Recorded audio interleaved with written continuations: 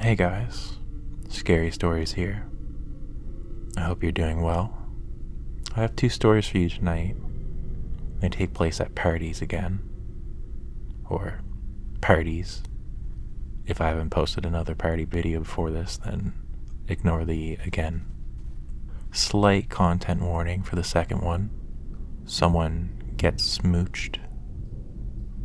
And she was not aware that she was going to get smooched. Not a euphemism or anything like that. Just want to give you a heads up. Anyways, that's all the spoilers you're going to get. And you got to listen to the whole thing, though, to figure out what happens and where things go from there, alright? Please keep watching. Anyways, I hope you enjoy the stories tonight. And let's get into them.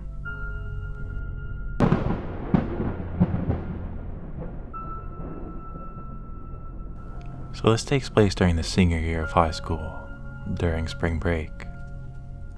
It was at a house party around midnight, and the event itself took place after a couple hours of drinking with a few dozen kids from my school.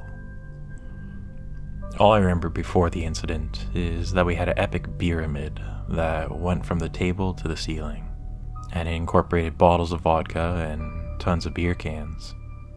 And also that one of my friends was selling bags of some illicit substances. Anyways, while we were all standing around drinking and shooting the shit, 4 guys came in through the back door.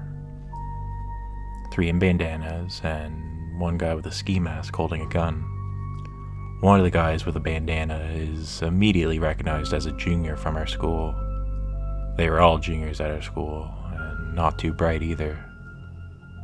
The guy with the gun immediately approaches my friend, and to the left of me, knocks the beer out of his hand. He puts the gun up to his head and tells him to get down. He then turns to me and does the same thing. My friend to the left picks up his beer. He was a heavy alcoholic, even back then. The guy turns back to Chris and knocks the beer out of his hand again, and questions his hearing. Him picking up the beer still makes me smile at his persistence. At this point, I turn to my friend to the right, Mark, and quietly tell him I don't think the gun's real. Another friend of mine had a couple $100 on him, and tried to walk down the front hallway towards the front door. As the guy with the gun turns to yell something at my friend trying to leave, Mark and I jump the guy with the ski mask. Mark wrapped his upper torso trying to take him down, and I grabbed the handgun. I punched him in the face with my other hand, and as I'm punching him, he unloads the gun, luckily not hitting anyone. It sounded like a cap gun. I'd only heard a shotgun in person before, and this one was much quieter. After about 5 or 10 seconds, we get him face down on the hardwood floor. I'm sitting on his back as he struggles and slamming his head into the ground to subdue him. His mask is off and some of the girls there recognize him. They grab a snow shovel and try to hit him in the head while screaming his name and asking how he could do this. We keep them away. After he stops struggling, we let him stand back up and stumble out the back door. Only about 90 seconds elapsed since we first noticed the robber. We were in shock, I guess, and kinda didn't realize what the hell just happened. I guess his 3 buddies ran away immediately, and someone at the party examined the gun.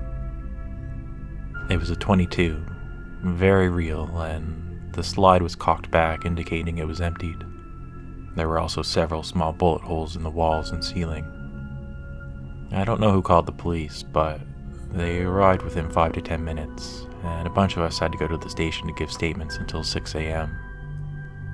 He was arrested the next day and eventually sentenced to 10 years. Attempted robbery, armed criminal action, and his buddies each got 5 years as accessories. They are all 17 years old, and none of them served their full sentences. As far as I'm aware, they're all free now.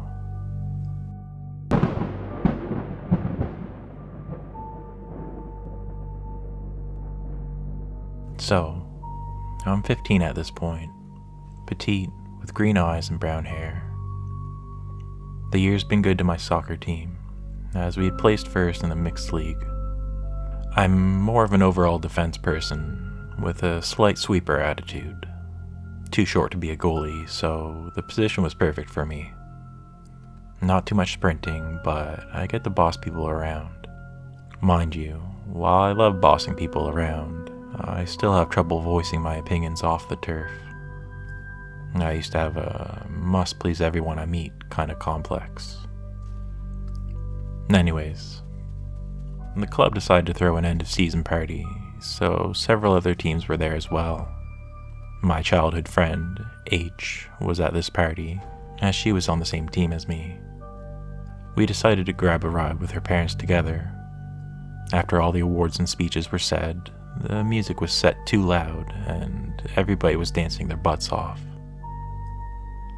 I hadn't had any alcohol, as my tolerance was non-existent, and I would have gotten into some trouble with my dad, but alcohol was being served there.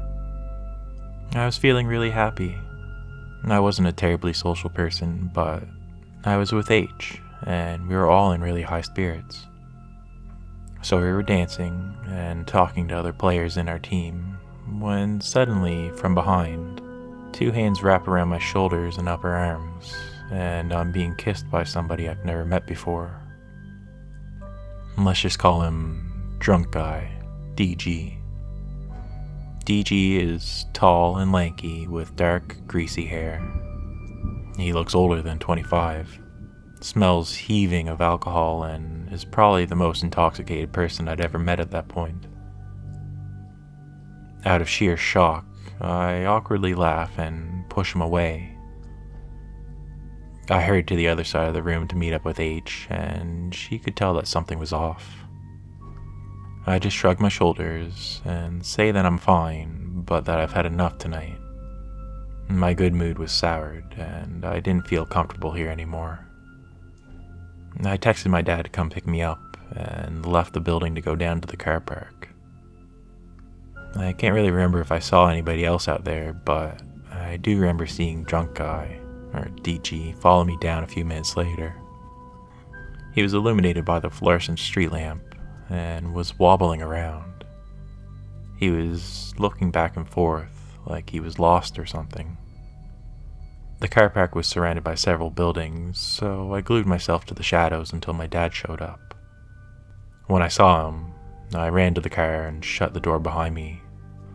My nerves were starting to subside, but I never stopped looking at the guy till we were out of sight. I never did tell anybody the story. I didn't want to cause any trouble.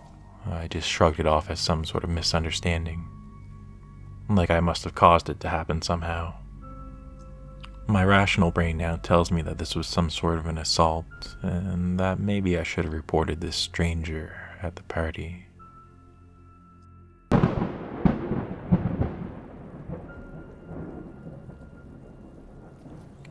So, what'd you think of those ones? Different kind of scenario, change it up a little bit.